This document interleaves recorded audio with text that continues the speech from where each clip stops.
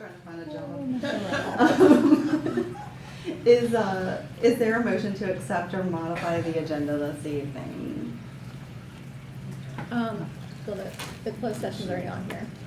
I There's see a it. That's Do I for, have to that's for a contract, so we would need to add. add another one? Yes. Okay, that's what you're adding here. And so we would have to read both those. So I would recommend that we modify the agenda to add a personnel closed session. Okay, I request that we add, modify to add personnel closed session. Second. All right, all those in favor of that? Aye. Aye. Opposed, no? Great, thank you. All right, we'll just head right on into our work sessions this evening. And first up is going to be the possible fiber lease discussion. Mr. Grant. Thank So, you. Oh, Go ahead. I gave you each a copy of Tim's presentation. You know, it may be on here, no, it's not on there, but I wanted to give you a hard copy, so that way, if you have questions or want to take notes, yeah, Mr. Grant is going to discuss this with you, and then he's going to head on out, so. So our fiber that provides internet to all the schools is starting to get some age on it. We own it with the county.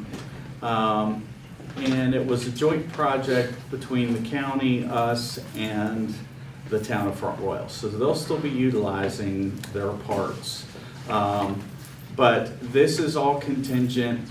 I'm trying to just think ahead because we had a few squirrel chews this past year, and the insurance no longer pays for these squirrel damages. So I'm trying to think of something that's going to be able to give us a little bit more redundancy and be able to have immediate fixes instead of having to wait days and days for companies to come out and fix the fiber.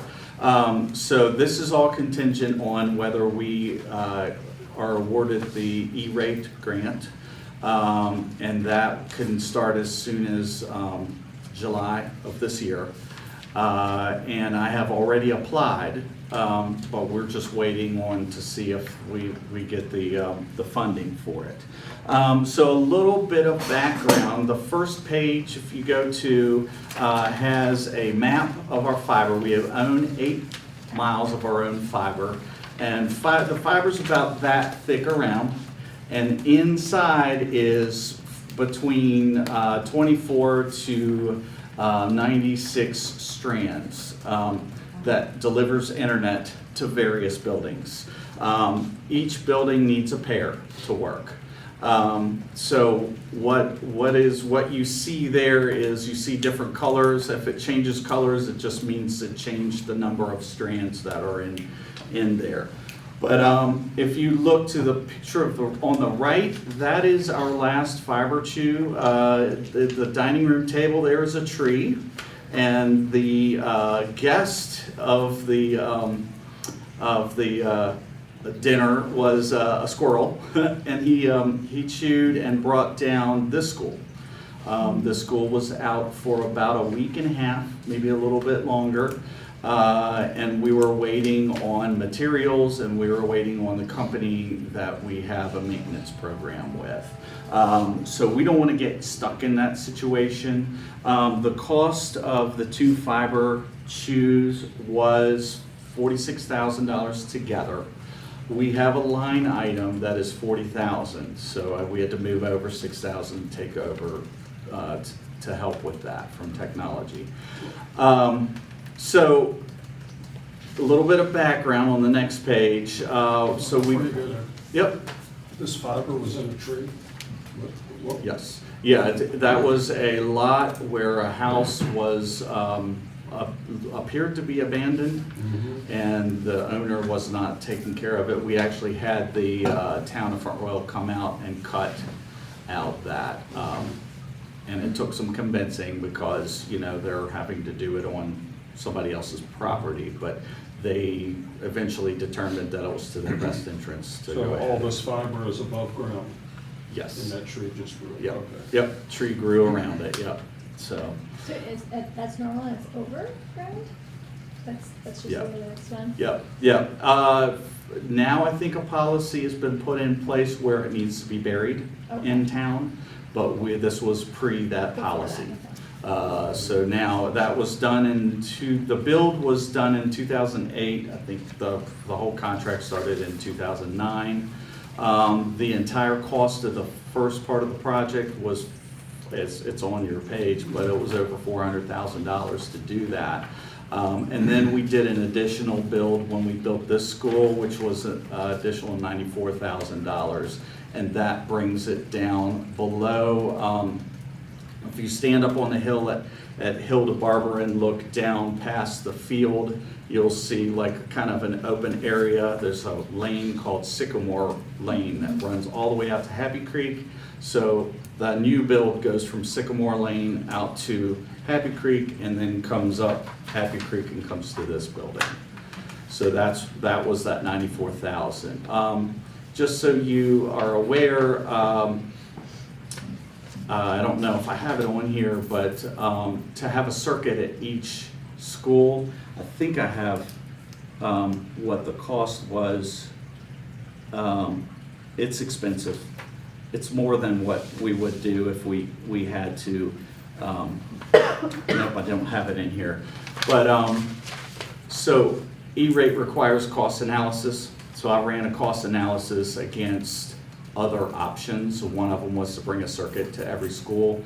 If we had done that, we would have had to purchase a new firewall and for each school, and basically change the way we do business here, which it was in the hundreds of thousands. So it was not an option. So we did that, and also another option called lit fiber, which would also require firewalls, and that got well into, I think that was about $250,000. So this option here is about, after the E-rate discounts, it's $16,500 a year. And so that would come out of the line item that has maintenance for that. So that will come out of that $40,000. So we have the money there that would cover the cost.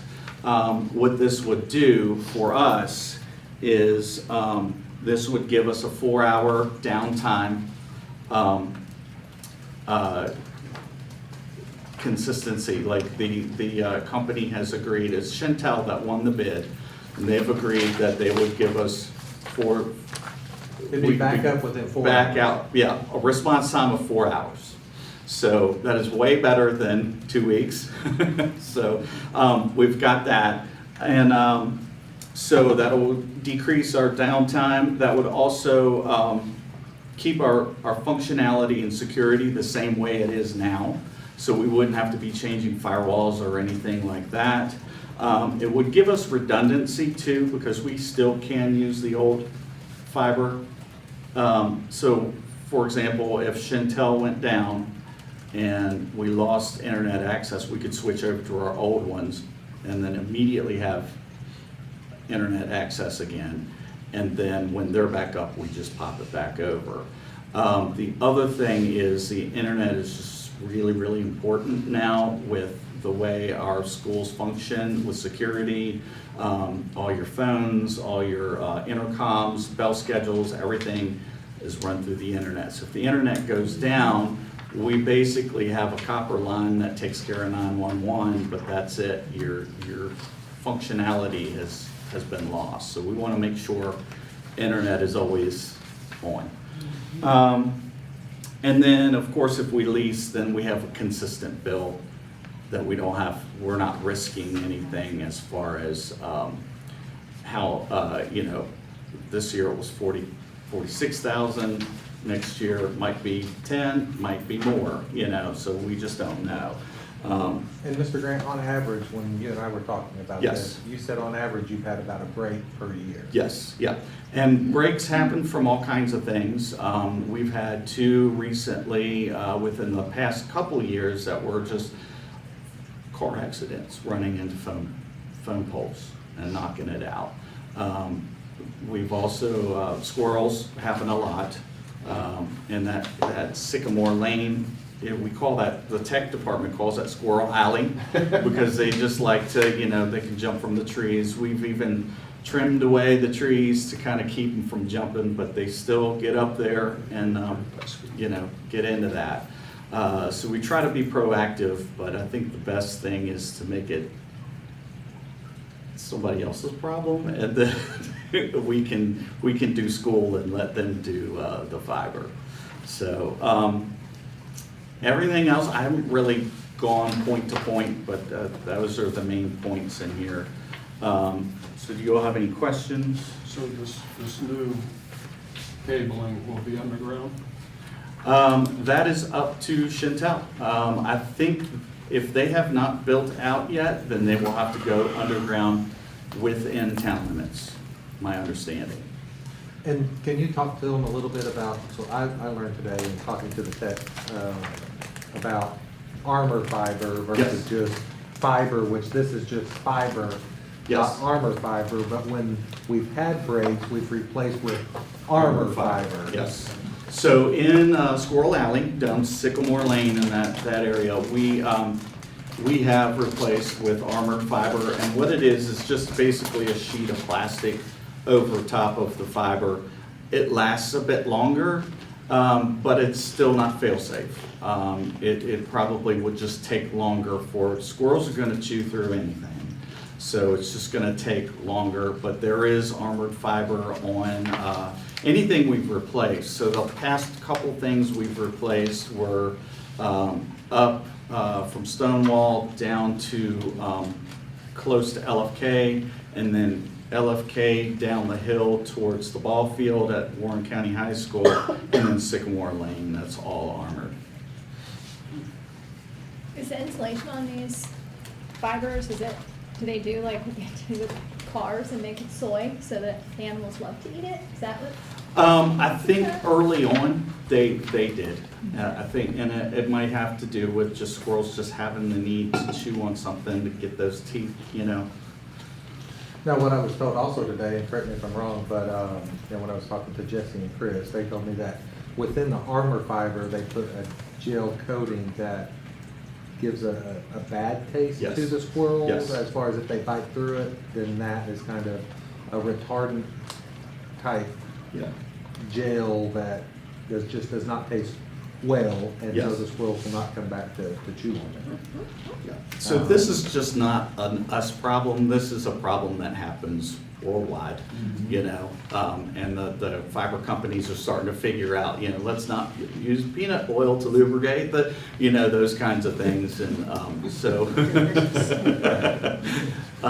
But yeah, this is common. If you talk to any tech director, you know, yeah, fiber and squirrel chews are a big issue. So their 4-hour response time to damages, does that mean they've got 4 hours to show up and say, oh, yes, Yep. there is a problem, but not actually, they don't have to actually have it fixed in that? Yeah, There's no I think promise in that's a that? response time. Now, so to give you an idea, the last time we did this one up on, I think it's William Street, the one, you have a picture on that, that was a day and a half before they even got there.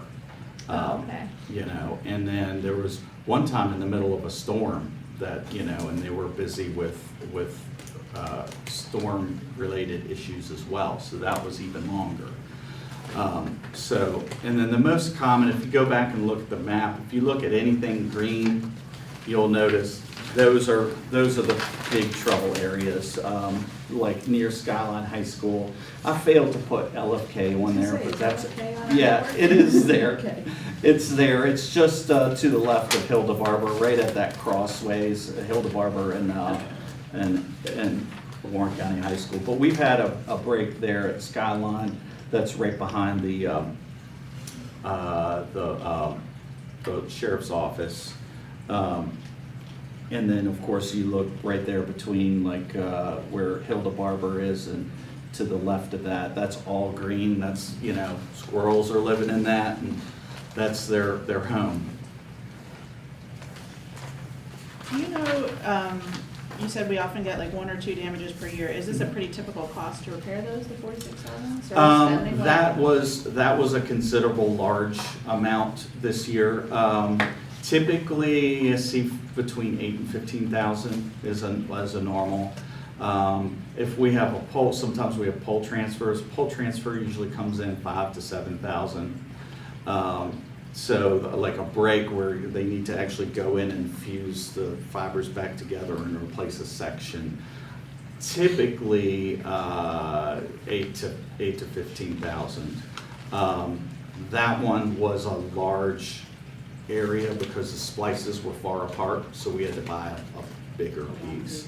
Yeah, So we're spending though a similar amount, it sounds like, Yeah. on repairs, like in the same Yeah. ballpark as what this lease would be, but Yes. then we wouldn't have to pay anything more. right, Okay. yep. And does that 16, you might have said this, but I can't see it. Does the 16,000 change, is that for a certain amount of years? 10 years. Okay. It's a 10-year contract. So, and then that would cover everything, like they wouldn't say, oh, this is, we're gonna need X amount more because this is a really serious issue here. It's their It's problem. gonna, yeah, okay, yeah. so it's a flat, Because- it's a fixed rate, flat amount. Yeah, for 10 yeah. years. For them, we're purchasing, 2 fibers in a big bunch. So it's their in best interest to fix their whole area. So, it's not our problem. It's, Yeah. they're sending in internet and other strands to other businesses as well, so. And you said we would have some redundancy with our current system, but that's just until it breaks again, right? Like that's a limited Yeah, time kind yeah. of redundancy. So, yes, and then what that would do for us is give us, instead of it being an emergency, Right. it would give us time to decide, is this worth it? We would do a cost analysis. Is this worth it to replace this? Or should we wait and look at fiber prices at a later date? They have been fluctuating recently, so they're down right now. So do you think we would continue to maintain our fiber network, even if we got this lease? If it's cost effective, yes. Okay. If it's not, no. Yeah. Yeah. Because at some point, just to kind of go on with what the question you were asking, if we find that it's not cost effective, then we would not replace any of our existing fiber and just continue with leasing our fiber. Yeah, yeah. So the reason I wanted to get this to you early is because they do want to start building out. And then we want to try to have this ready to go before kids show up in August. So as soon as we get the go-ahead from E-rate that it's being approved, I'll present it to the board as an action item. You're expecting it hopefully be at the May 3rd meeting, I'm is your hoping. goal, I imagine? That's my goal. Great. Now, the FCC's goal is, Great. right. So this says the cost per year for 9 schools, but it's for the whole system, right? Like the It is system for, office, it is for the orange. Transportation. No, so they're gonna have to do, and they're usually not a problem. It's usually the schools that are a problem. So transportation will still be on our fiber, our building will be on our fiber, and maintenance, those 3 buildings. Okay. Because E-rate does not cover any building that does not have students in it. Okay. So, but it's typically not a problem. The big problems are typically where you, the outer edges. Because transportation's right down the road from Right, where right next to us. our knock is. And then, us and maintenance are relatively close, so. So Diversified Mind can have it as well? Yes, yeah, all the orange ones, Plus Um, for the 9. and then Resi is actually not included because that's where the internet originates, they don't need fiber. Okay. And I am missing LFK, that was my mistake. That should just be to the left of Resi and Warren County High School.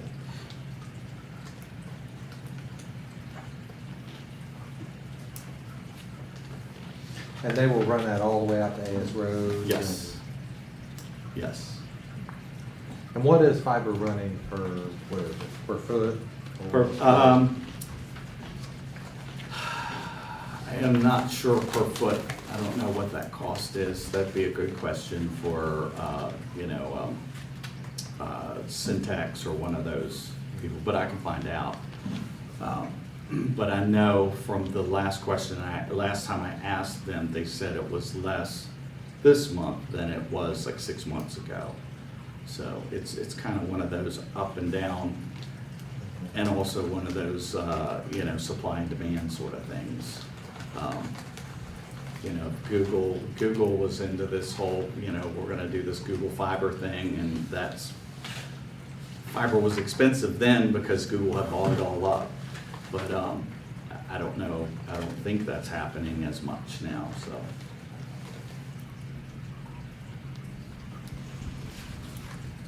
Any other questions for Mr. Grant? Thank you for listening to me. Thank you, Mr. Grant. Appreciate it. Appreciate it.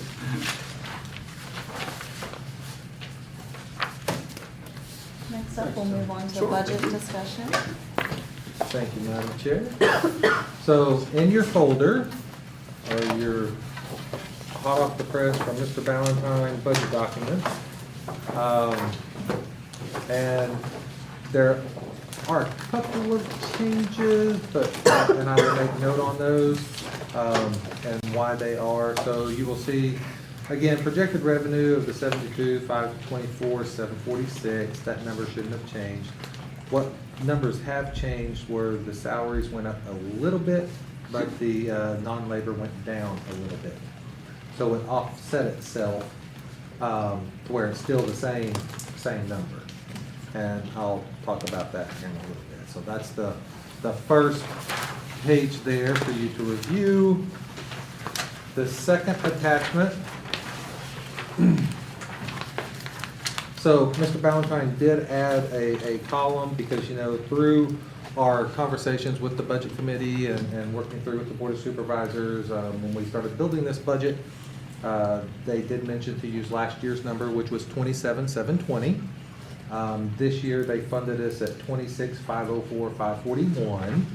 So starting with our budget this year, trying to stay within a 27,720.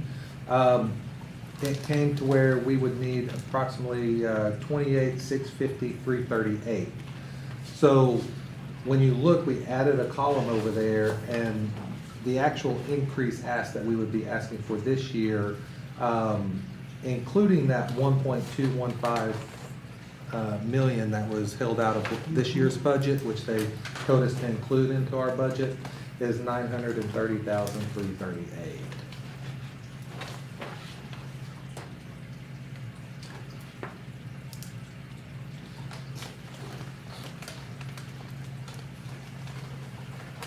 And we just thought that was a little more representative of what our ask is, because we were told in our meetings to use the 27,720 number.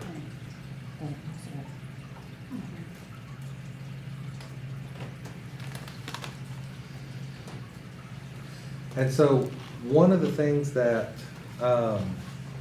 let's go on to the next one. So the next sheet is our positions. So in our budget meeting with the Board of Supervisors on Friday, last Friday, we talked about, okay, we could remove the maintenance supervisor, hold it for 1 year. Now, these are just short-term fixes for 1 year. Hold the maintenance supervisor position, and this is down at the bottom of your sheet. If you look at that, it has the red number out the side of it.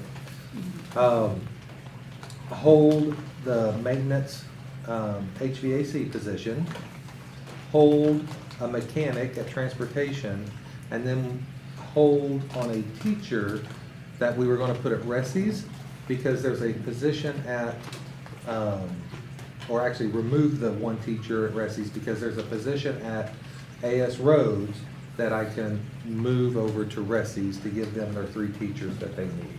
Because we're already moving 2 from Hilda. Okay. And then there's another one at Ressy's, or at AS Roads that I can move over. So we could remove that teacher. So that total is 302,432 that we could take off of that. Now, one thing, as we continue through this with Ms. McDonald, when I appointed her as interim, and then you guys have hired her as the director, I said, okay, I want you to go through and I want you to revamp, I want you to tell me what we need, what is your vision? Now, it wasn't fair to her because when she was appointed as the interim director, she only had about 2 weeks, if that, when she had to present her budget. So she has been coming to me and saying, hey, we need to look at this, let's do that. So we have continual conversations. So one of the things she mentioned at cabinet on Tuesday was that she would like to look at taking one of her positions that she currently has and make that a dyslexia reading specialist for special education. We would also tie that to English because we know that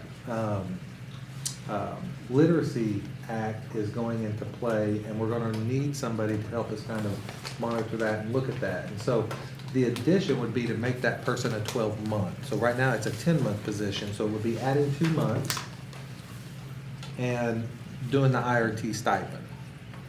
Because they would also, so they would be serving in the capacity of dyslexia coordinator, a reading specialist for special education, and then working on the literacy English kind of K through 8 or something of that nature to help us bridge all that together.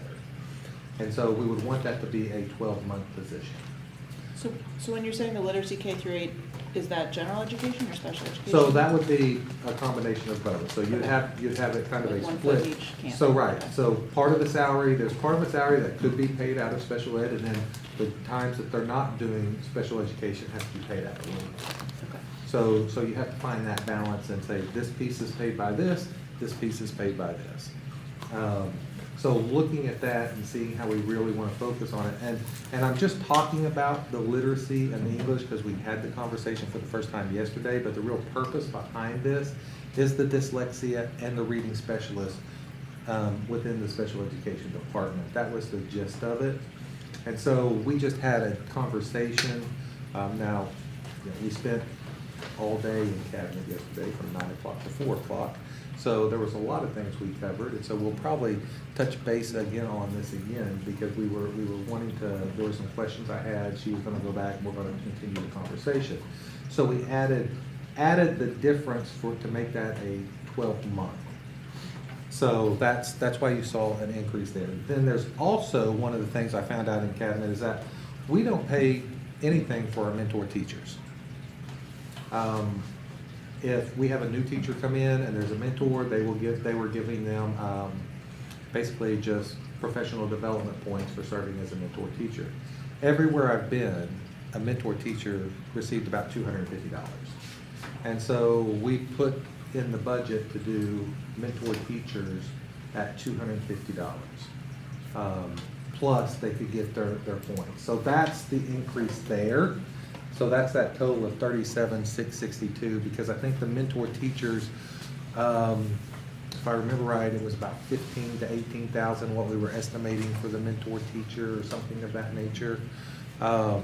So that's multiple people then? That is okay, multiple, When I first yes. read that, I was reading that as one person was taking over all that. No, I was no, like, that's okay. at every building. If we have So 5 this- new teachers here and we assign 5 mentors, each of those 5 mentors would receive a $250 stipend Okay, to so be the that- mentor for that new teacher. So that 37,652 is that The two, adding that coordinator, the mentor stipends, Mhm. and then it's the minus assistive technology. That's a one-time payment of $250? It's not $250 a month?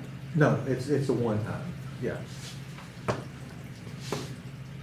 I pay Right. every single month, but. Right. Well, most of the time it's just a $250 stipend to do. Is they get matched up when they come in to somebody? Huh? The new teacher gets matched up when you. Yes, they would get matched up with them, In- and, go ahead. I'm sorry, I was gonna say, is there a county requirement? So if we have 10 mentors in the county, is there a county requirement so that they know how many times a month they have to, or a week, they have to meet with her, so that they're all Yes. consistent? the Yes, same so thing? so they are. So we're doing that now, and they're just not receiving any compensation for it. They're It's just getting the that PD It points. just, they're just getting the PD points. And they have to meet, I think it's, they just meet with them regularly. They look over lesson plans, and actually the mentor teacher will go in and watch the new teacher. present a lesson, and they'll have a conversation. The mentor teacher, or the new teacher will come in, watch the mentor teacher. There's just a lot of collaboration that goes on between a lot of that. And that's kind of coordinated through Hope, who's our induction coach, and does all of that with our new teachers for the division, and she works with them.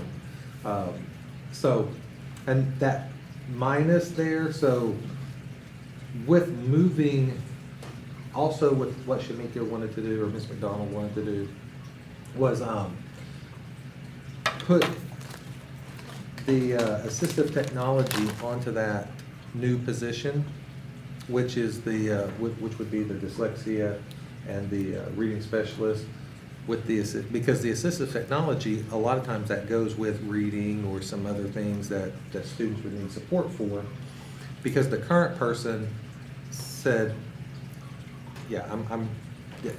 it's to better organize things. So they were receiving a $6,600 stipend for that, and they are okay with moving that to this position. So we would remove that $6,600 from that position that currently receives it. So that's why you see minus So the person that's gonna do the dyslexia reading coordinator is also gonna do assistive technology? They would, yes. So you're moving it from one person to the other? But that's not that stipend. That stipend, actually, IRT is $7,200. So they would actually get the $7,200 stipend for IRT, and it's a 12-month position. So you don't have to give an additional assistive technology stipend. Just move it over to that, Yes. because they're already getting there. Right, and because they're becoming a 12-month also. Which a lot of your assistive technology stuff, your work is done kind of towards the end of the year, collecting that stuff, cataloging that stuff, checking it out at the beginning of the year, and then just monitoring for the year. So that's what it says minus the assistive technology. There was a stipend for that position, and it's on our salary scale, and it's $6,600. So we would actually wipe that off of our salary scale.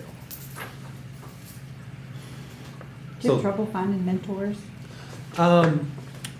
We have struggled recently with mentors, finding mentors, so. That, when they take on that extra load? Well, not It's a just lot that, to but, take on. but also people may have their points, so they don't need the points. Mhm. And so, So the technology, the assistive technology, 6,600, is that much more time consuming than the mentor teacher? Or is that not? I don't know, so I would have to look into that, because that stipend and stuff was created before I came in. I mean, honestly, this is just me, but I would want to pay the mentor teachers a bigger stipend than that, and then even include a bonus in there, like, hey, if the teacher you're mentoring stays and they hit their like 3rd year, you get an extra this. They hit 5 years, you get an extra, like, because the person that trains you when you start can Right. really make or break whether or not you want to stay and continue working. So, I mean, if you guys want to use that 6,600 and put that more into the stipends, by all means, we can do that. Just know that that's gonna, I don't, like, 250 for an entire year, and typically I'm gonna guess they're in the same building. they are. But those mentors play a pivotal role in it with our new teachers and supporting them, and I would agree. I feel like 250 is not a lot for the extra, probably at 8 o'clock at night texts that they're getting, they're answering emails, the 7:30 in the morning, oh my gosh, I forgot about this, it's due today, can you help me with this? Yeah, I don't know. I mean, we can make that number, Push- and that's why we're having this conversation, because I'll present the budget at the 3rd. So if there's any recommendations that you want to make, and you want us to put in the budget, tonight's the night to make those recommendations and say, I mean, if you want to put it, pay each of them $500, Well, then and I will go back and we will work on that and build our budget around whatever that number And is. something that I would just like to see is like, or I would hope that's happening is, there's obviously a person in charge of all those mentor teachers and everything, so there's an expectation, like if you sign up to be a mentor, you are giving this commitment, whether it's, you need to meet with your mentor once a week for the first 3 months, and then after that, it's every other week, and then you go, you know, every, once a month. Obviously, I've got some experience on this, but that there's consistency. So we know that the new mentors at AS Rhodes, the new mentors at Warren County High School. So I would like to make sure that there's one consistency, and then if they turn in a mentor log or something, and then obviously they're giving guidance. So, you know, what new teachers need at the beginning of the year is different than what they need around parent-teacher conference night, which is different from, you know, springtime. End of the school year. End of the school year, and then, and I think that supports everything that they put into it, in addition to answering all those questions that, oh my goodness, what's this mean, what's that? Yeah, I don't know, what do you guys think? Yeah, I've had the think new it's a- teacher I think then you also- evaluate the mentor at the end. sorry. too. If they're- Yeah, and then you know, you would get that at the end, once it's complete, like, you know, maybe at the end of the year, like, you've completed your, Mhm. everything's good, and then you Right, get your right, to be a stipend. mentor again. Yeah. Well, like with all personnel issues, you're gonna have a conflict there sometimes between the mentor and the new teacher. Possibly, And absolutely. it could be the personality of the new teacher, it could be the personality of the mentor. So there's gonna have to be some sort of policy or expectation. If there is a conflict, what's the next step? And say the conflict occurs early, then what happens to the stipend for the mentor if he's not going to be the mentor anymore? Right, so we would do that. These are issues that will come up. Yeah. My mentor, when I returned as a returning teacher, my mentor, instead of being the head of our department, was a math teacher on the other side of the building, and I never saw him. So the head of our department kind of took me under her wing until I got my sea legs back on that. So, yeah, you have to be ready Yeah, for and- that. And with that, you know, we would look at how many times and divide whatever that stipend is out by however many times they're supposed to meet. And if at the beginning of the year, you know, your mentor, or I as a mentor was meeting with you, I met with you 3 times, but then we couldn't get along, I would only receive the payment for those 3 times. And then the new mentor would receive the rest of those times between. So you would divide that into the number of meetings that we would require them to meet. I think we wanna be careful with that, because if we're giving them $250 and we ask them to meet 20 times, that would be $12 per meeting. Right, well, and I don't think it's 20 times, I don't think it's 20 times, so. But it's already set, the program itself is already set. The program There's is really no there. change to that necessarily. We would It's just just figuring start out paying them how to, The program is Compensate them. there, it's just, there was never any compensation. and does Hope do all the matching, and she is the one that follows I up with would- all of this, or? I would have to check on how that works, but I know she's a piece of that, yes, to try to connect with the school. And I know you have induction coaches at schools that kind of help with those things as well.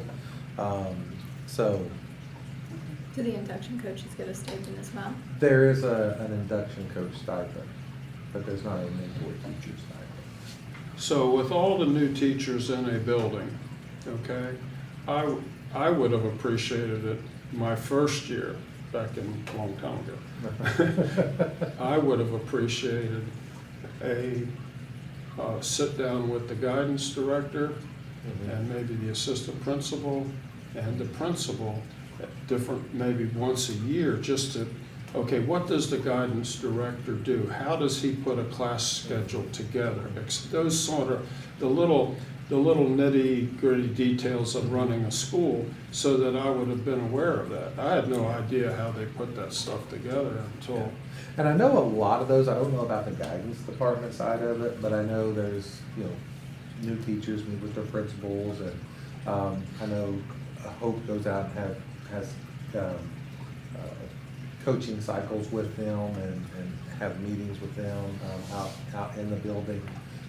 You guys have received some updates. I think it was her update a couple of times concerning new teacher, and so you can see some of the things that she does. So I know I've shared that with you guys in some updates before. So it's really whatever you guys want to do. This was just kind of a first thought on, let's at least throw some compensation, because they're not getting it, they're not receiving Yeah, any yeah. compensation. But you tell us what you want the compensation to be, and Rob and I will sit down and work on it. You know, I think they probably, I mean, I know the time that they give to support those, you know, new teachers and just, I mean, we I could at would least do say like more, per yeah. semester. I mean, I know you're saying by month, but like, it's a huge jump from like nothing in our budget. Right, and I don't wanna trample your budget, Okay. but, I mean, when I think about Warren County schools and the teachers, we're never gonna be able to pay the salaries that Northern Virginia does. So I think it's all that much more important that we provide an environment that is a, hey, you know what, we don't pay as much, but guess what, we are the best place to work for. Like, you're gonna get this buddy teacher who's gonna teach you all the ropes, you're gonna feel welcomed, you're gonna be supported, and we are going to support that mentor teacher. I wouldn't mentor somebody for $250, unless I really, really wanted to and just wanted to give up my time, but, I would wanna pay them quite a bit more than that, especially if they can successfully retain that teacher to the point of whatever. Well, I think too, that teacher retention, when you have a high turnover rate, there's a lot of hidden costs to that, okay, that you don't see on paper. And when you look at the objective of the school system is to educate every kid here, you know, to the best that we can. I think we really do need to do a lot of different things for teacher retention. You know, it's something that I ran on a long time ago for the school board, and I still believe that. So, you know, I know we all look at the numbers here and there, but it's a little bit more than that. You know, a teacher might get dissatisfied. A new teacher that's having classroom management problems might become dissatisfied and say, you know what, I ain't coming back. And if that's the case, what could we have done as managers to prevent that? Could it be a stronger discipline action, you know, those sort of things? That everything factors into keeping a teacher here. And so it's more than just paying another teacher to help out somebody, which I'm in favor of, but it's a total of everything, you know. so would there be any wiggle room adjusting to maybe, to see if that can be bumped up a little bit more? Well, or- I mean, I don't, there's a couple ways you could do it. Is one, you add it, and of course that adds to Yeah, your I mean, yeah, I know. 930 there. Now, I can go back through the budget here, the non-labor, and pull, you know, like today to get the 30-some, I went in and found that in the transportation and had a conversation there and said, okay, I'm gonna pull that from transportation. So pull 30,000 there. You know, you could pull another probably 13,000 from there. But What you know, if- you start getting, Yeah. once you start getting, it, you know, and there's probably another place that you could probably get another, a little bit. I mean, I just, yeah, I just don't know that they'll be jumping for joy for 250 for the whole year. Like, if we could, like, yeah, maybe, I don't know, 250 in the fall, or, you know, first semester, 250 second semester. And then that would maybe give a little bit more wiggle room, like, if something didn't pan out the first semester, I don't know. How about this? A teacher that retires is on step, you know, 20-something. A new teacher coming in is on step 0 or 1, depending. Not all the time. Okay, so why, if you've got a difference between the entry-level step and the retirement step, okay? So you got 15 different brackets there. Why not pay the mentoring teacher an extra step?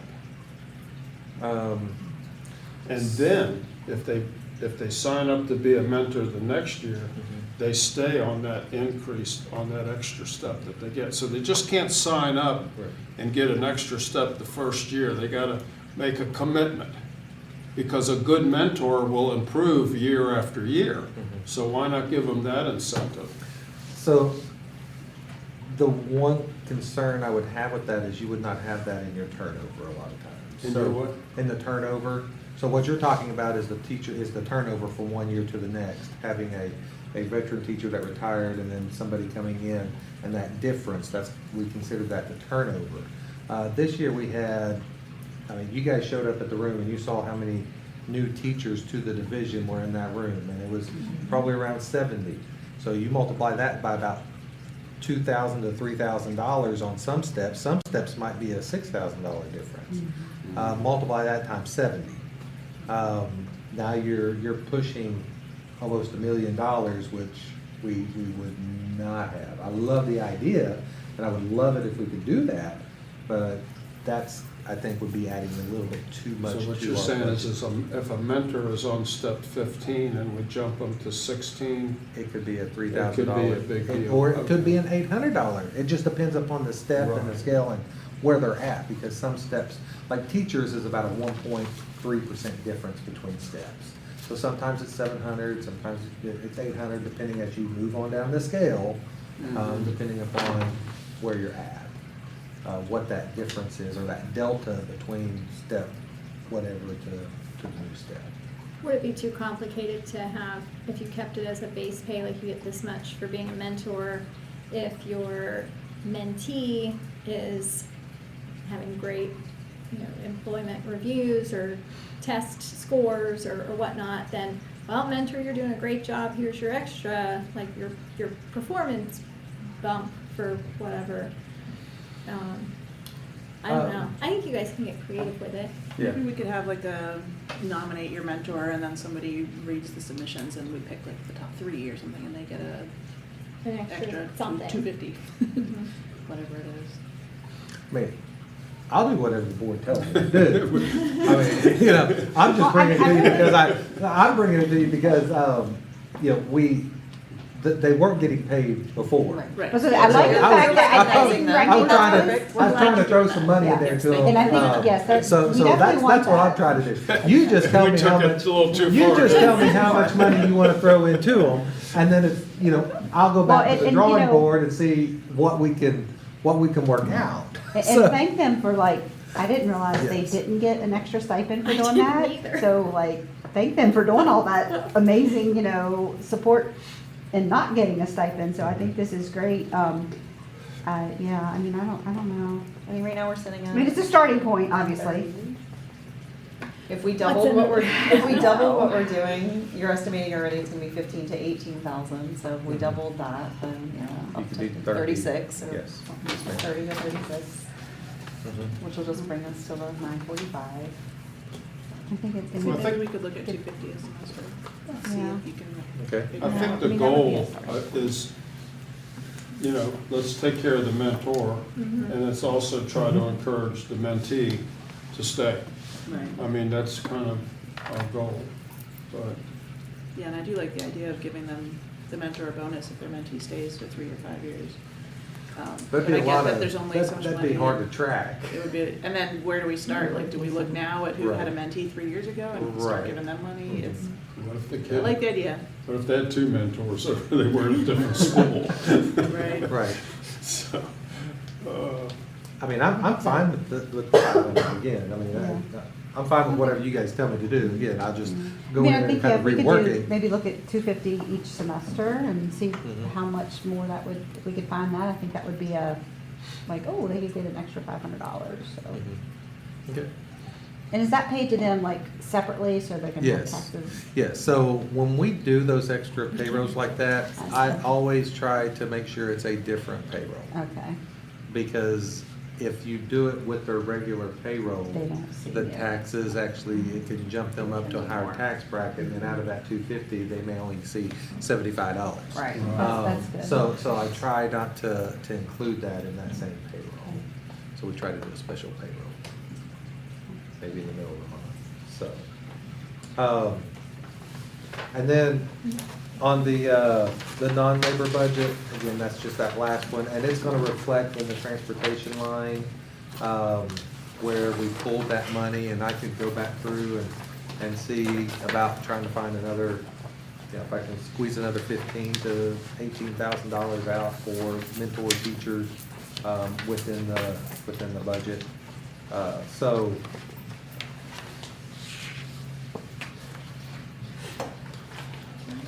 So this, otherwise this is the same that you shared with us at the Board of Yes, Supervisors it's the meeting? same, but you notice when we shared it, the number was 11 million, and it's down to 10,988.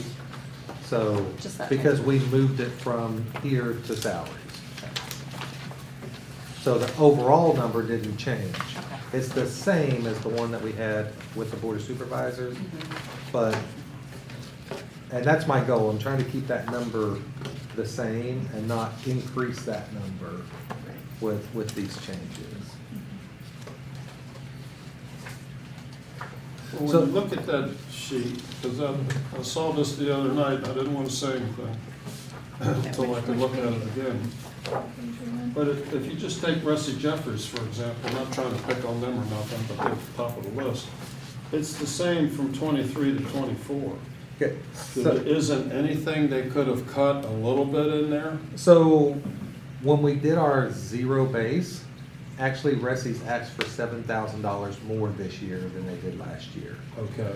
So what I did when I went back through, I said, okay, we're gonna have to level fund, because I was trying to get down to that 27,720. Okay. And so I took away that increase of 7,000 just to level fund it. Okay. For instance, like the high schools, Warren County and both Skyline asked for an increase of about 15 to 16,000 at both high schools. So you had about 30,000 there between the two high schools that they were asking for. So I level funded them. I pulled that out to try to get that number down. Okay. So, So that's why you see it's the same from Okay. year to year. The schools actually did their job with their zero base and looking at what they projected their cost to be for next year.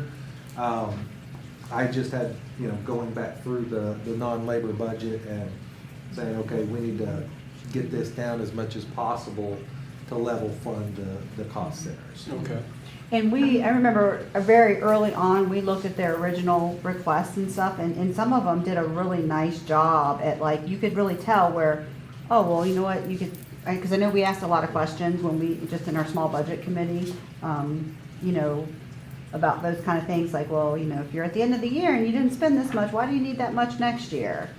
Because that was one of my biggest concerns is, you never know what you're gonna need, but if you're at the end of the year and you still haven't had a huge spend down, then why do you still need that same amount? And I feel like through our discussions, we answered a lot of those questions and we saw some pretty positive changes there. Would you And say? if you look at, inflation over the past year being whatever it was, 8%, every school has cut their budget 8% to stay at this level. So, they really have been going through and Yeah. trying to be conscientious, I think. And there was a lot of combinations, so they took line items that maybe, they hadn't moved, that they were just moving money from to put up into one that they used. So they did away with those line items and said, okay, here's how much I actually need here, and moved money around within and compressed how many lines they had. Okay. So, and some of them, say, like for instance, Mr. Smith, he had one cost center that he just totally did away with. And I think maybe that cost center might have had about $20-some thousand in it for something. And I think he did away with that cost center and maybe only had to move a little bit of money up into the other one. But, so looking at those types of decisions that schools and cost centers made this year, they really went through their budgets and their line items to say, what are my true needs and what do I really want to put in this, on this line item to get me through the next year? What's my plan? So, Now, I'll ask the dumb question. When you were talking about that they hadn't spent all their money towards the end of the year, are they allowed to could we encourage them to use that extra money? Hey, you didn't need to buy this extra whatever.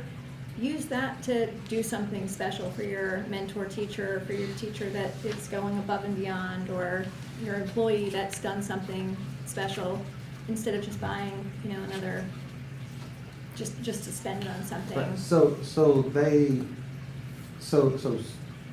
cost centers have really done a good job the last couple of years. I'll say, Okay.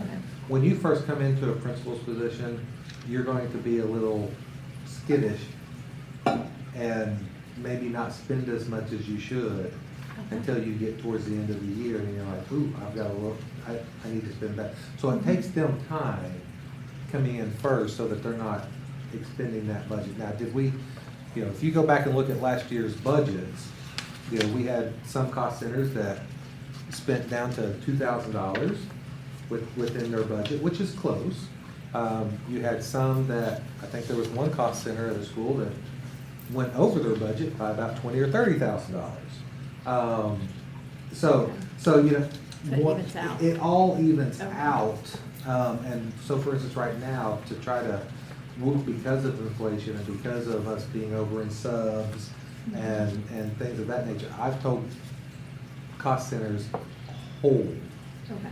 So right now, they are only to spend what they need to get through the rest of the year. So instead of buying a pallet of copy paper, they may only be buying half a pallet. Okay. Because we're trying to make sure we have the funds to pay for those things that we know we're going over, which subs is one of the big ones. So right now, they are holding. And we're just, Rob and I, and as far as the schools, the last day right now for them to be able to spend anything without me giving them the okay is April 30th. So they're supposed to be done spending with what they need to project what they need to get through May 25th on April 30th. And then what I told them is when Rob and I go through our budget and we see where we're at, where the lines are, and if it's okay, then I may call you mid-May or 1st of June and say, okay, hey, you have $15,000, I need you to, you know, whatever teacher supplies you need, get them. And allow them to purchase those for their teachers for next year. Because that's just where we're at the moment. We're just kind of holding, we're in a holding pattern. I know It's at not- least, Oh, no, wait. I was gonna say, at least at Rusty, I think they're holding, because we've been getting increased, emails to the PTO of, well, Ms. Helmut told us we should probably ask you, can we buy this through the PTO? So I imagine Yeah. that's starting to be kind of the end of the year where they're reaching out to different PTOs too for some of that extra funding on little things they need. I'm glad you said that, because that opens up something that's been bothering me for some time. If you look at the kids that are participating in athletics at the school level, and they have to pay an activity fee for that. I don't know if they, I'd have to check on that if they have to pay an activity. I don't think so, Oh, not for For athletics. sports? Huh? I mean, I don't I can think tell for you athletics. personally, for sports, no, I don't remember that I've Okay. ever I had to think pay. there's an activity fee, I think, for the PE class, which covers, I believe, like a uniform or Yeah. something of that Not nature. sure. I mean, I'm just personally speaking, just from having So a you son. didn't have to pay anything for him And he to was play a ball? two-sport person, Yeah, typically for your athletics, that's, yeah, that's. I mean, I don't remember paying anything. Okay. So what do you guys see on the budget or where we're at? Because this will be the numbers that I present to you at the May 3rd meeting to approve. So Is there essen- anything else that you want to see us work in, or does Ms. Lowe or Dr. Funk, do you guys want to talk a little bit about the budget committee So essentially, meeting that we had? we're asking for $930,338 in more local funds. Correct. Because that 1.2, I just want that to be very clearly known, that 1.2 is in there from what we didn't get last year. I mean, I feel, now going through this for the second year, I feel like, you know, it was a good process, and you've got a good process, and I feel like everybody did their part to, you know, I mean, the cost of everything is going up. I mean, we're all seeing that personally and in our own jobs, I'm sure. So I really feel like, you know, it was a good process we worked through this year thus far. Yeah, I mean, I feel like, honestly, we have like fewer and fewer choices, Yeah, because there's yeah. only so much money, And they're- and there's plenty of requirements that we have to do, so Mhm. those go first, and then there's not a whole lot of, you know, spending money at the end. And the year worked out with the 1.2 that was held back, so that was impressive. Thank you guys for all of the work that you've done on this, and it's been a lot. Do we know what is gonna happen now that they've set the tax rate at 49 cents instead of, well, set for the public hearing? So they're keeping it neutral, well, I guess 0.06 cents lower than neutral, so do we know I at all? don't know. Did you So heard do you want to anything talk else? about the proposal about using some of the capital funds that was mentioned? So, one thing that was discussed at our meeting on Friday, I probably have it in my bag somewhere, but the sheet that we received at that meeting, that all of us received, that Dr. Ballinger and Dr. Daly had worked on, showing like this much to LFK, this much left over. One conversation we had is that there was more in there than we project we'll need for LFK and E. Wilson Morrison. And so, there was a suggestion that we could pull maybe some of that out, maybe 300,000 out, and use that for operating funds if we make an agreement that any leftover money we have at the end of the year will go back into that fund. So that was one suggestion Dr. Daly had to try to give us a little bit more. And I think we've always Breathing kind of room. been there for the last couple of years. That's where the leftover funds have tried to go to build up that originally. Well, so. and to be honest, you don't want any of your carryover funds to go into operation because that's a one-time deal. You know, and yes, it's good if we're looking for Band-Aids to help us out this year. But what we really need to, but we really need to But in the see. following year, you're. Right, what we really need to see, and after April 30th, I know in that meeting they asked for a breakdown of what our projection is. But we need to wait till after April 30th when schools have finished with their spending, so we have a hard number. That'd be more accurate. And then Rob and I are gonna meet that first week or two there in May and really look at the budget and then project what we may have. You know, when I start telling people to hold money, that's me being, a little concerned about where we're at. Typically, I don't like people to hold money, and I want them to spend their funds that they have in their accounts. But it's just one of those things that we have to do right now. So if we have 200,000, or if we have 600,000, then, you know, if this board feels comfortable in using, and I think the carryover in our capital that we have right now available is 1.168. And using 600,000 of that or so, which would only leave us 300,000 short of the 900,000, but you would have to understand is that, which we ask every year for our carryover to go to one-time expenses. So, And we have a glaring one-time expense that is coming up right around the corner a couple years from now. We've got massive development coming. We're gonna need a new elementary school. So that's something to consider. yeah, so I will always ask for our capital, always ask for our revenue, our carryover to go into either capital or transportation for buses. So I will, you know, it would be up to this board if you want to say, okay, yeah, we can go with that. But that was something they threw out, and, you know, you guys should be aware of the conversation. And I know I was late to the meeting, I got mixed up on the time. And I had to leave but- early, so But, she was there the whole time. So- Our awesome representative. So, you know, that is something that is a possibility, but it depends upon what our carryover is gonna be this year. And with our sub-budget being where it's at, almost $400,000 over, that money's gotta come from somewhere.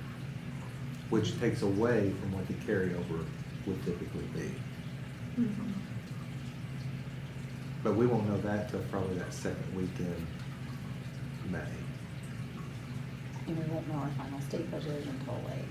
June 20th. June, so. June 20th, what I'm hearing? Yeah. Now granted, if the state releases, so if the state releases the support cap, that would be a windfall for us. That would really help us out.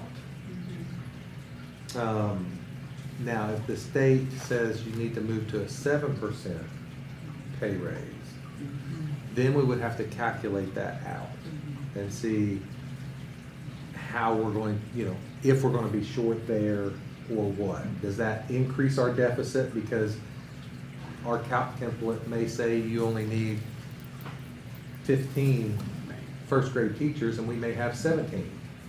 So that means you're paying for these two that are not getting covered by the state for their 7%. And how many of those they add up. And I think when the state does their calculation templates, they probably look at the high number, I would say. I was gonna say, When do they put- get down into that detail of whose I don't raise think, I they're don't paying think, for? I don't think, well, no, they don't. They just give you a number. Okay, But I think they may say, you know, typically it's 25 to 30 students in a Round up. classroom. I don't know which number they're using. They may say, I would say they probably go on the high side of saying, we will give you one teacher for every 30 students. And we're doing a teacher, we want to keep our classes small, so we're trying to do one teacher for every 20 to 22 students. So that gap creates another That's what teacher we're paying. position, and so we have to add that. And like, for instance, you know, in the calculation template, it doesn't give anything for, we receive no funding for kindergarten aides. And we have a kindergarten aide in every kindergarten class in the division. So those 18 instructional assistants, we receive no state aid funding for, so that is something we have to cover on our own for all 18 of them. But they're needed. Yes, You know, can that- you those are- imagine a kindergarten class without them? Those are very developmental, you know, that's the Yeah. developmental age of, that you need all hands on deck. So, you know, you don't receive any funding on the calc template. It has a 0. You know, those little details would be helpful. I would love to have little details like that, like, hey, you're not paying for these aides, because I have no problem shooting off emails to the state saying, hey, like, we want this, and, So I have Mr. Goodwin and his department working on, Okay. I said, take this calc template, go through it. I want you to put our numbers beside it. okay. do you know what he's So- talking about with the support cap? With the support cap? Yeah. Do you wanna go over what the support cap is? So the support cap is for your support personnel. So that is kind of like your instructional assistants, your maintenance people, everybody that supports. Okay. And what happened in 2009, when we had the housing crisis, the state capped how much they would pay. So say, for instance, they were paying, I'm just gonna use numbers. Uh-huh. Say they were paying for, at Warren County, 30 support positions. And it was probably more than that, but I'm just using this. Okay, In 2009, they said, okay, we're only gonna pay for 15 now. So that means those other 15, if we kept them on, that now becomes a local expense, because you're only receiving funding Okay. for half of them. Now, last year, part of that, you know, we saw that big increase of, we were seeing almost a 7 million. They, or 5 million, or whatever that was, I can't remember what the number was. Part of that is they jumped from, I think it was 18 to 21. okay. So they lifted some, but there's still that support cap on there. And the big push right now is to remove the support cap like it was back in 2006, 2007. Okay. So that we're receiving full funding for all of those support positions. So they're saying, we know you need this many support positions, but we're only gonna pay for. So this they're gonna portion." trust the counties, they To would absorb essentially that. then trust the counties when they say, I have this many positions, and that they would pay for them. Well, no, they will Or are they still put a gonna say, formula like, together. wait, They have a you're still way formula. too They still have many? an SOQ for Yeah, that. they still have their SOQ Okay, formula. gotcha. So so through their SOQ formula, they may have said before you need 30. I got you. But then when the It'll still be cap based came on in, the it dropped it SOQs. down to Gotcha, 50. gotcha, gotcha. So if they lift it That's through their exciting for SOQ something. formula, they still may say, you need 30. And then But they they'll will pay you for all on 30 30 instead of dropping paying it you to- on, I gotcha. yeah. So that extra support's a little luxury. Right. Consider it. Well, they know we need it, because it's, I mean. It's been a big historically, we needed topic it, for the last 2 years. But it made sense 2, as a 3 way to years. cut funds, I think, Mhm. you know, at the time when they needed to, but now that Correct. we keep hearing that they have so Well, much I extra know, money. too. Right, well, that was what. Seems like this might be a good time to. Yeah. Yeah, so looking at that, that would really help us. if Is that we something get that this. they're talking about? Like, That is something that there is conversation. I think you see more of the support cap on the Senate side, wanting to get rid of that. I know that was one of their projections. So I don't know where it's at, and I thought there would probably be some give and take. And I know last time on the House side, they were really looking at removing the support cap or giving some relief on the support cap.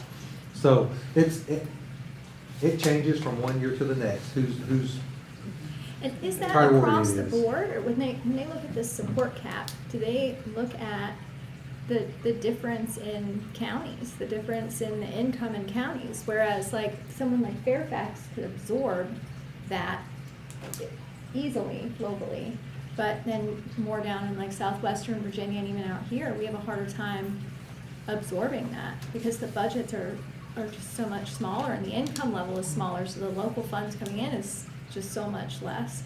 But this is just across the board. It has to be proportional, right? So It- the district I don't size. there is some proportional Okay. going on there, Okay. depending upon the size of your division, Okay. how many students you have, and the ability to pay. So they will look at Okay. the ability to pay.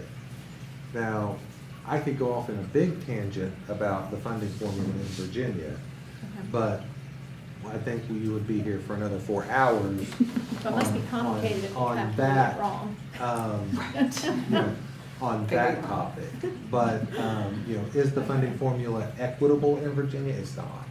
Okay. So it is not.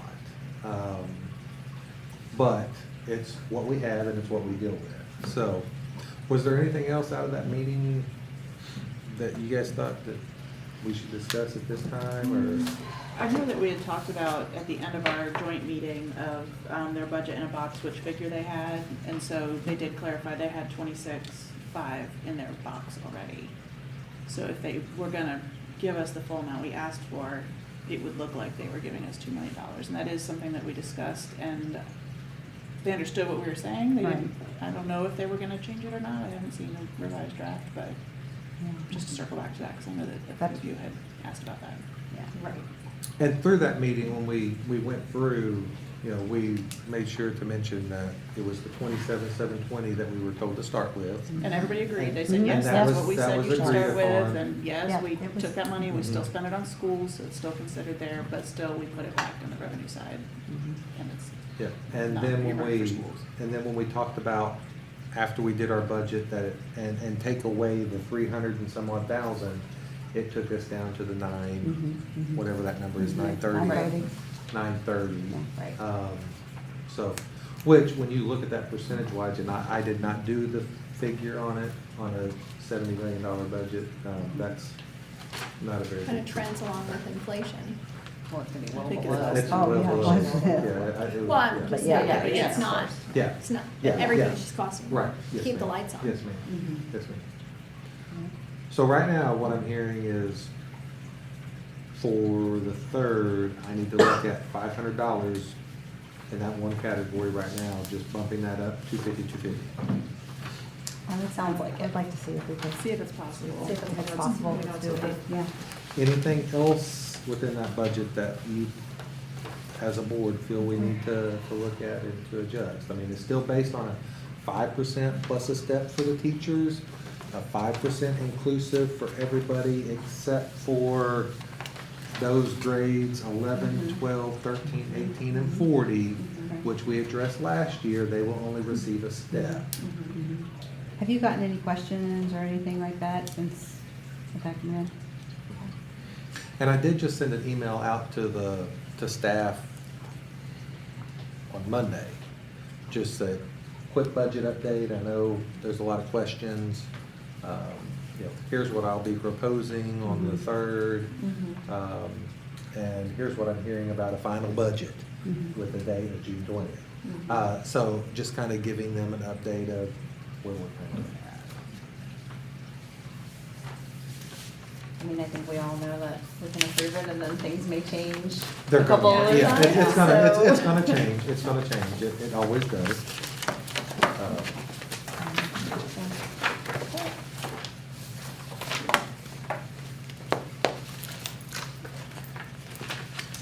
So then I guess now we're moving on to the attendance policy discussion. All right, so the attendance committee has been working on this all year. Actually had a meeting with them today, was our monthly attendance meeting, and so it was over there at First Five Lines where we hold that monthly meeting. So this is a draft, And I just wanted to bring it to you guys. Now, this will not be counted as a reading, because I don't want, I want the public to have an opportunity to speak. So this is not being counted as a reading. This is just your opportunity to say, hey, let's tighten this up, or I don't like that, so that we can make those adjustments and then bring it to you after we make those adjustments as the first reading. When you look at this, some of the things that they wanted to point out, a lot of times parents, when they call in, we use the terms explained or unexplained, and the attendance clerk will say, okay, I'll check it as explained. So the parent thinks, well, that's not counting towards chronic absenteeism, which it does. And so we wanted to point out that regardless of the reason, your child is gone, whether it's for vacation, whether it's for sick, whether it's for, doctor, whatever it is, those absences count towards chronic absenteeism. And that way they're not being caught off guard because we put in our extracurricular this year in our athletic handbook that if you're chronically absent, you're gonna miss some playing time. So people are aware of that, and that's gonna stay in the handbook, because our athletes, if they wanna play, they need to be in school. And that is just something that I feel strongly about. So going on down, you can see the procedures. This is something that's different as far as where school personnel may request a note from a licensed medical provider after the 5th day. So a lot of times what you get is a parent may just call and say they're not feeling well today. Well, after 11 times if they're not feeling well,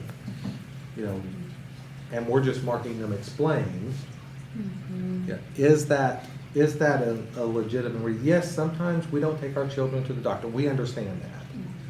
But what we're wanting to say here is we're going to give you 5 this semester, 5 this semester of just calling us and telling us they're sick. Anything after that, we can require a doctor's note. And then if we don't get one, we could check it as an unexcused absence. Oh, so that's not 5 in a row. That's not consecutive. I was reading it as That's 5 consecutive, total. too. Okay. No. So it would just be Yeah, I was too. 5. Yeah. Maybe we could change the wording. Yeah. Yeah, Okay. maybe just a. Like well, you per just said it, semester, per yeah. semester. Yeah. So Yeah. look at that as 5th day per semester, yeah. What- add that in, maybe. What difference does it make if the absence is explained or unexplained? so. We changed that to excused and unexcused in this policy. Okay. So and to answer your question, if you move back to the second page, you can see our excused absences and our unexcused absences. So what happens when we start seeing unexcused absences, that's when we have to have a parent meeting. That's when our attendance officers get involved. That's when they can go before, we can file a petition with the judge. When you start seeing those unexcused. Who excuses the absence? Is it the parent? Is it the principal? So that's why else? we have it in our policy. So they'll call the secretary or an administrative assistant at the school, and they will follow this guideline to say, this is an excused absence. But the principal would kind of make that final determination. they not could the make tea- a fi- not- right. Not the teacher, Not or the teacher. it would be the It principal would be the under the administrator. status. Mhm. So basically, the parent can excuse up to 5 personal illness days a semester, but after that, they would need a note. We Or would the need a principal would doctor's say, note. no, that's not excused. Right, we could Okay. mark that as not excused. Now, don't take that if we know there's a student that has a major health. Right. And that's what I was Then- gonna ask for. Then we're not gonna be cold-hearted. Right. And If we have will some work with medical families. fragile students who, We are know we they're going to. considering those? We will consider Gotcha. those, We yes. probably have documentation too in those Yes, cases. and they will Yeah. probably have documentation, but as a parent, when I was at a division that kind of required doctor's notes, I would always get the doctor's note when I took them. That way I always had my 5 absences that if I didn't need to take them to the doctor because they were running a fever that day, or maybe it was just, they were, had an upset stomach that day, and a lot of times that's just rest, then I would use those, say, hey, here's what's going on, and they would excuse that day. But if I took them to the doctor, I always got a doctor's note, and I had it sent to the school. So one of the things we talked about today was putting a form to where parents could take to their physician and say, hey, when we come in, every time we come in, we would like for you to fax a doctor's note to the, and that takes it out of the parent's hand about sending a doctor's note to the school. So it could work in a positive way that, in that manner, to where those parents are, you know, when they go up, they say, hey, can you go ahead and send a doctor's note? And then they would fax it straight from the office to the school. So we want to work with our providers in that manner, and I know they have to follow some HIPAA laws and different things, and so we would just want to make sure that we are trying to help our families out as best as possible. But when you get into the unexcused, continuing with your question, Ms. Lowe, you can flip over to the third page there, and it outlines down there at 4, intervention process of unexcused absences. And so upon the 5th, it tells you what happens, and then you flip over to the next page upon the 7th, and then, you know, it works down through all of those things. So once you start hitting those unexcused, that's when some things start happening. That, you know, we are having meetings with them. Either Mr. Haynes or Ms. Narcevich will be reaching out to them, or they may find themselves in front of a judge. See, this kind of irritates me as a parent, to be completely honest with you. Especially being that, I'm thinking back over my last semester with my kids, and my son got the stomach bug literally 3 times. Both times we missed activities for 2 days. I'm not driving all the way to Northern Virginia to take him while puking to see a doctor, and this would require me to. But meanwhile, the kid that can't behave himself and gets suspended for poor choices gets excused absences, and I know you said that's a state rule, but I'd be really irritated if I had to get an unexcused absence because I'm not taking a puking kid to the doctor after the 5th time of missing school, but then the behavior problem that's fine. Like that just doesn't sit right with me. Well, and these are actually in our policy now. It's just that they haven't been enforced in forever. No, I'm just saying it doesn't sit right with me. Yeah. And I know I'm clearly not like the norm with that whole thing, but because like really, we don't get sick that often, we don't go to the doctor that often, and I usually don't take them to the doctor. If they do get sick, I fix it myself at home, but No, and I agree. There's a lot of times that I have not taken my own child to the doctor because it's a stomach bug, or or they'll yeah. pick up something else while they're there, and you already know what it And is. you know, but it's some of those, you know, we do have some students that have missed 45 days. And it's just a call in, and right now the policy is if you call in, it's excused. Or it's explained. But there is So- some way that the parent could, like a parent like me could call and be like, look, I'm not taking the kid to the doctor for puke for the, you know. And those are the ones we would work 6th with, time. you know. Okay. The schools would, you know, again, like I said, we're gonna have a heart, we're not gonna be cold. We want to make sure that we're doing what's best, and as it says, you know, there it says may request. Now, if we wanna Okay. change that to Okay. will request, Yeah. you know, that's different language. Okay. But it says may request. Okay. And so, but we also have to look at some of those students that are missing 30, 40, 50 days Well, yeah, of that's school. shocking. That's, The numbers. And, Yeah. and. Is you it know, more is there a particular level that you see it more, like in the elementary, middle, high school, or is it just like across the board that you see those highest numbers? So typically in the past, it would be at your secondary schools, but now it's at everywhere. So we had to do a report to kind of look at, Vass sent us a survey because they were working with the State Department to see if they want to move away from having chronic absenteeism be an indicator. And so we sent that, and I think we only had 2 schools that were not above 20% chronically absent. Well, and especially, I mean, just right now, still coming off of the last 3 years, Mhm. you've got people all over the place. It's, Mhm. you know, with, their. But we know that having students in the classroom, Mhm. in front of a teacher, you know, that's where we're gonna see our results. Mhm. And those students that miss multiple days, they may not be passing their SOLs, which when you get to high school, now you're not going to be graduating because you don't have your verified credit. Well, what Ms. Salins just brought up about a suspended kid, and he's counted as an excused absence? So they're counted as an absence. Yeah. They're still on the rolls. We have to provide them with instruction. So we have to provide them with learning opportunities. So back in the day, when I went to school, probably you went to school, and you were suspended, you got zeros. That, you cannot do that. But it still counts into the chronic absentee. But it will still counts into the count whole towards the number. core number of being chronically So absent. why couldn't it be counted as an unexcused absence? Because we are making them miss school because it's a, No, the He said kid- it's a state. The he kid said made it's a- himself no, I miss said- school. yeah, I said well, the same thing. the It's a behavior state did, rule. Yeah. the behavior did, but yeah, yes, I understand. But you cannot affect a student's grade due to behavior problem. I'm not too For the- worried about the grade. I was more worried about the principle of the thing, that a sick child at home might have to be drug out to the doctor Right.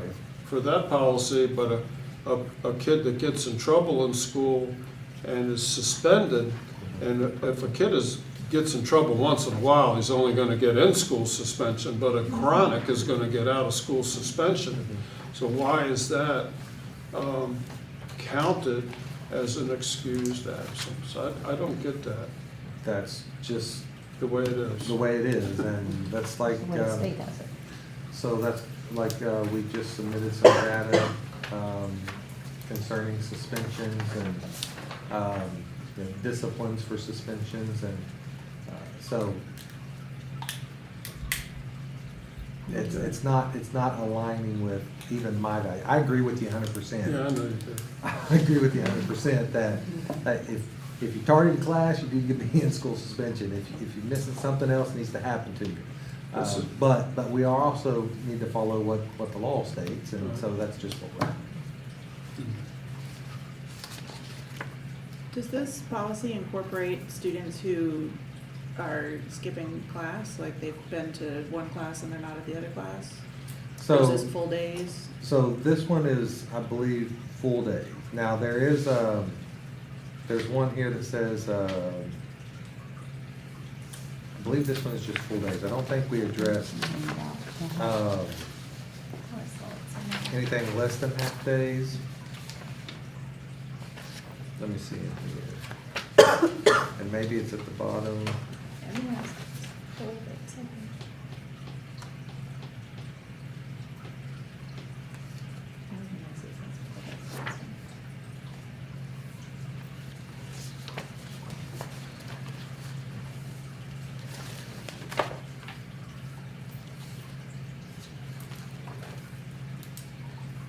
Well, that's fine, but, I mean, would we have a different policy for that then, or? Yeah, and that's basically kind of in code.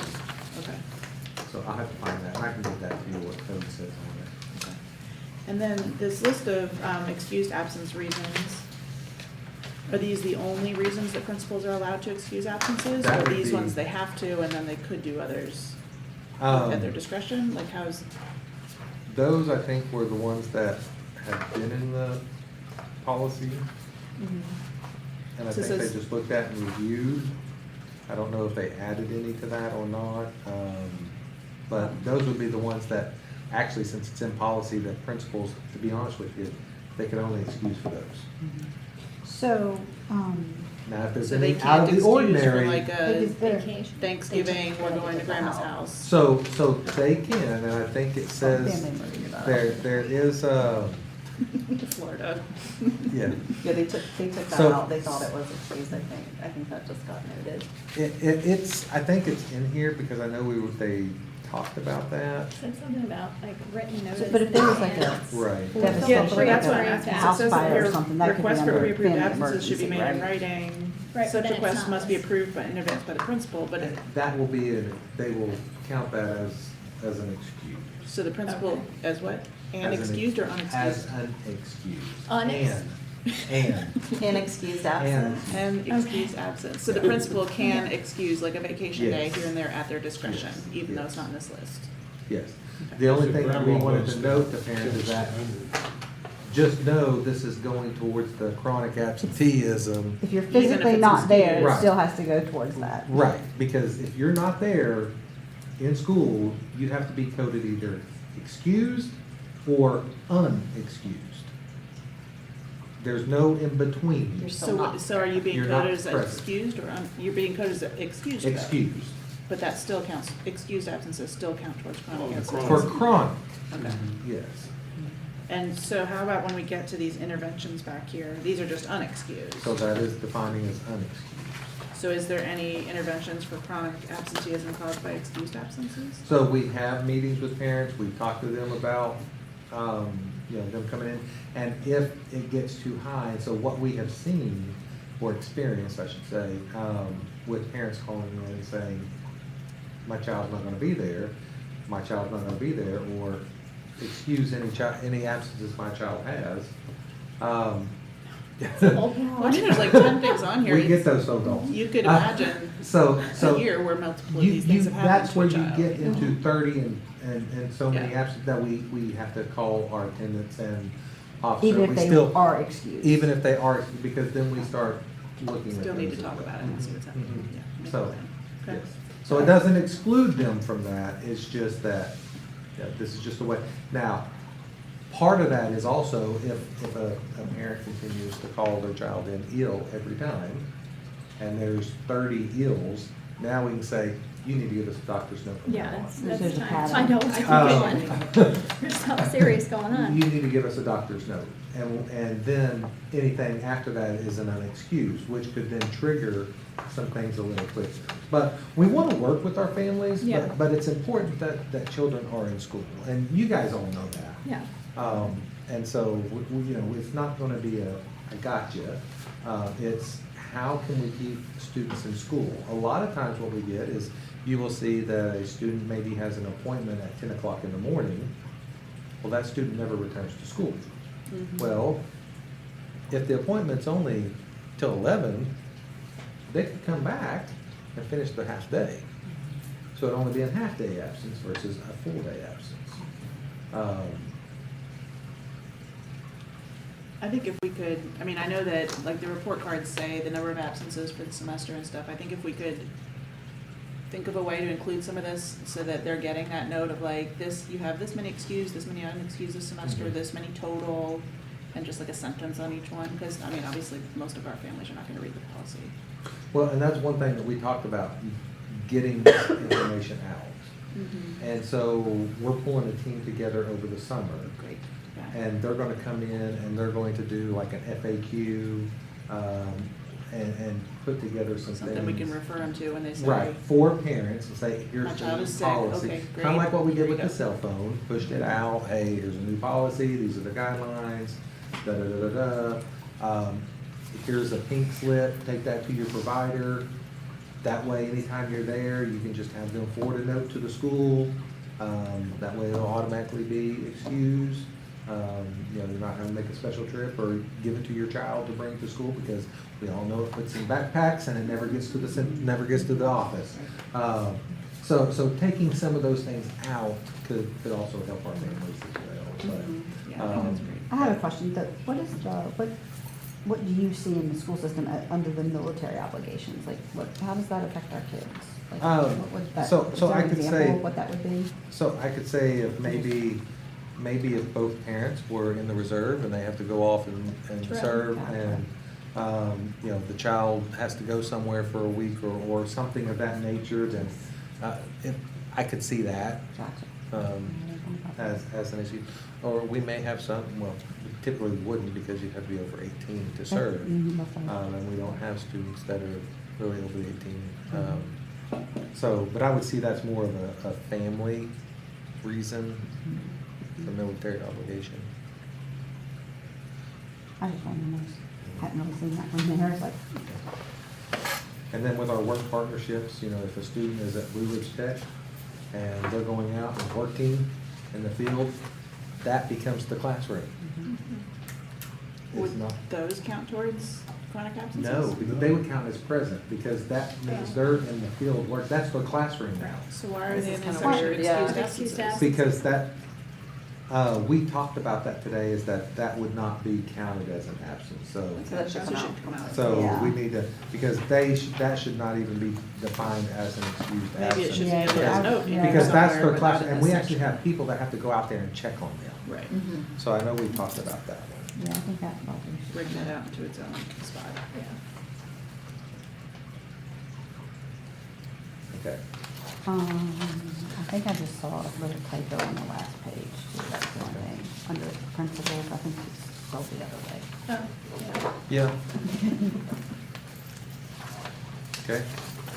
But I appreciate the committee's work. I mean, they've taken their time, they met monthly to talk about and tackle chronic absenteeism.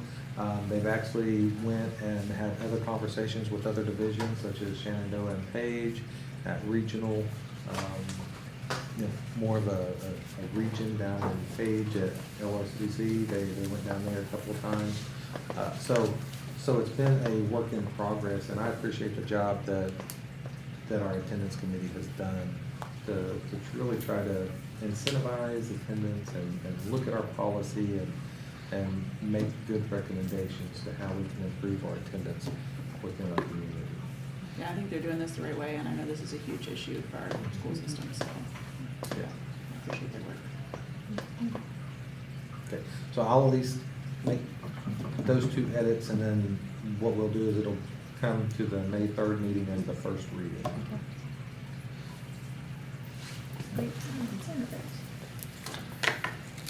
Anything else for a work session? Unless you guys have anything you want to discuss. You want to lead us into both closed sessions? Mhm. This motion is made that this open public meeting of the Warren County School Board become a closed meeting pursuant to Virginia Code, Section 2.2-3711. The school board desires to discuss the following matter in a closed meeting. Section 2.2-3711A29, discussion of the award of a public contract involving the expenditure of public funds, including interviews of bidders or offerers, and discussion of the terms or scope of such contract, where discussion in an open session would adversely affect the bargaining position or negotiating strategy of the public body, and Section 2.2-3711A1, discussion, consideration, or interviews of prospective candidates for employment, assignment, appointment, promotion, performance, demotion, salaries, disciplining, or resignation of employees of the school board, specifically an employee personnel issue. Is there a second? A second. Any discussion on that? Dr. Ballinger, could you do the roll Dr. Funk, Aye. Dr. Pence, call? Aye. Mr. Rinaldi, Aye. Mrs. Love, Aye. Mrs. Aons. Aye. Great, thank you so much. All right.